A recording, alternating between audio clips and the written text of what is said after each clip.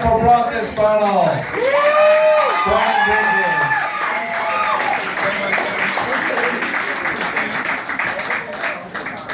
I thought it was a comedy show going on here for a minute. Hilarious. Let's keep it going with the next writer who grew up in Massachusetts. That happens.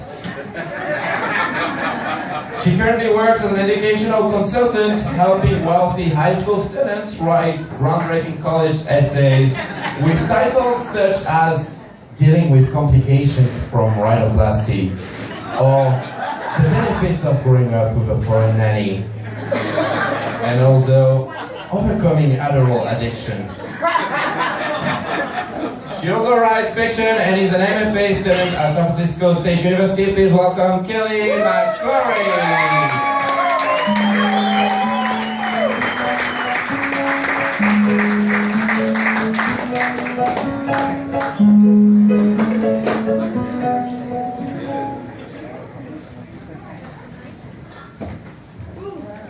Can you hear me? That was hard to follow. It's maybe even less funny.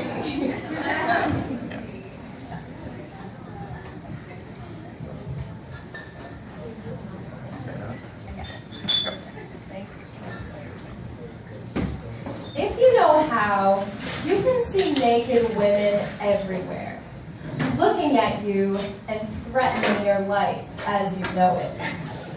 Of course, there are the obvious ones. In bikinis, drinking Coronas on a beach, or strutting down the runway in lingerie and angel wings. They are bursts of skin and light, fireworks exploding through their pores, electricity. They are walking wings of blue sky with long limbs and breasts like fruit cups. But sometimes they are not so obvious. Sometimes they are there and you don't even know it. In commercials, they call it subliminal, as in sublime. I am not crazy. That is the outline of a naked woman in the ice cubes as they pour the world's best whiskey over her into a clear glass, and the man with the beard smiles down at it. And there, after a flash of smiles with the new Canon Rebel, buy it now, you can see in the corner of the photograph a pair of ripe breasts. A lady's back, the long line of her spine to the heart shape of her ass. That is Waterworld's latest mega slide, half off admission this weekend. And that peony he once gave you as if all could be forgiven, that is nothing but a woman with no clothes and a fur hat. This is what marriage has taught me. At breakfast this morning, my husband reads aloud an article from the daily paper, a report on the growing number of local coyotes. The coyotes have been chasing deer across the cliffs nearby, and rather than be eaten, the deer have started jumping. A heap of deer bodies is collecting in a cavity between cliffs. Somehow, I'm aroused by this. Crazed deer flying through the air, boldly, magnificently, limbs snapping, skulls cracking, insides spilling out. These days, I'm aroused by things like this. Things that used to scare me. Isn't that wild, my husband says. He woke up feeling guilty today. That is why he burned the coffee and is trying to make conversation. My husband doesn't know that I know all of his passwords. He doesn't know that I know that he watches her from our bed, lights dimmed, hands all over himself, chest slippery with sweat that trickles down to his groin like oil leaking from a gasket.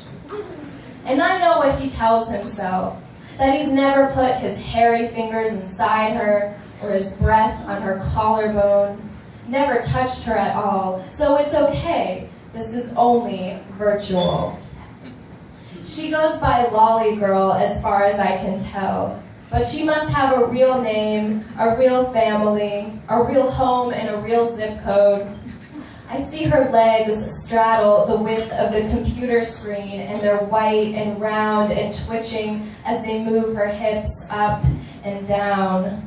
I hear him panting, those desperate rhythmic gasps for air that now I only ever hear in my memory or from my hiding place behind the closet door. I could do anything else.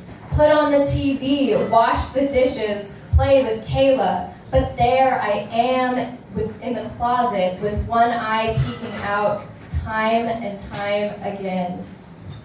After breakfast, my husband leaves, Kayla in one arm so he can drop her off at preschool. The door slams and it is silent. I should be folding laundry, but instead I open his laptop to scroll through Lolly Girl's photos. In them, Lolly Girl wears belly shirts that are tight and striped and could only come from a children's clothing store. She sucks vigorously on giant, round lollipops as though they contain the precious secret of how to be loved and sexy and easy, of how to be better, of how to be the one he wants.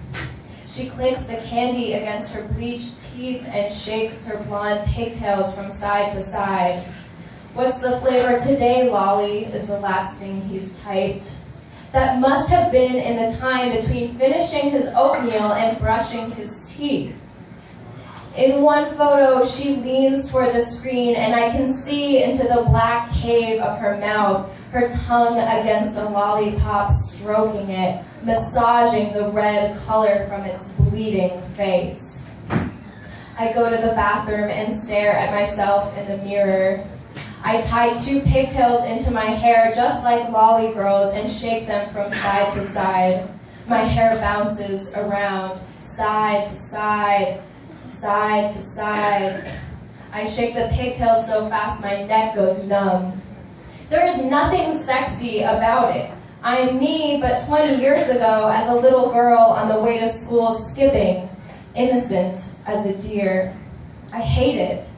I put my hands around my neck and squeeze so that my eyes bulge and my skin turns blue.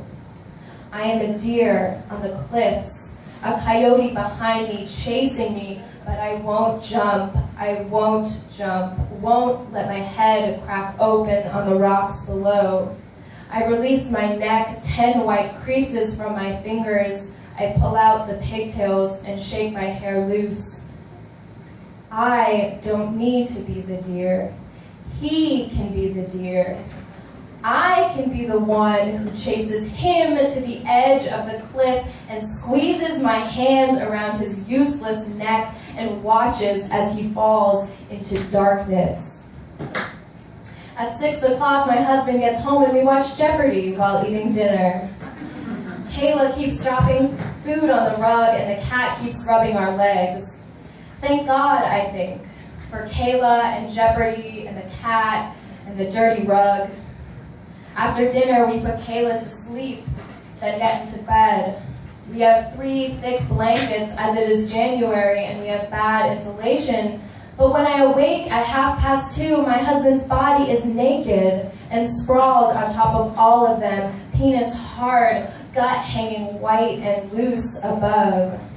So suddenly, he's become all hair and flab. Only his right bicep remains the same big knot, bulging out from his thick arm like a rat being digested by a python.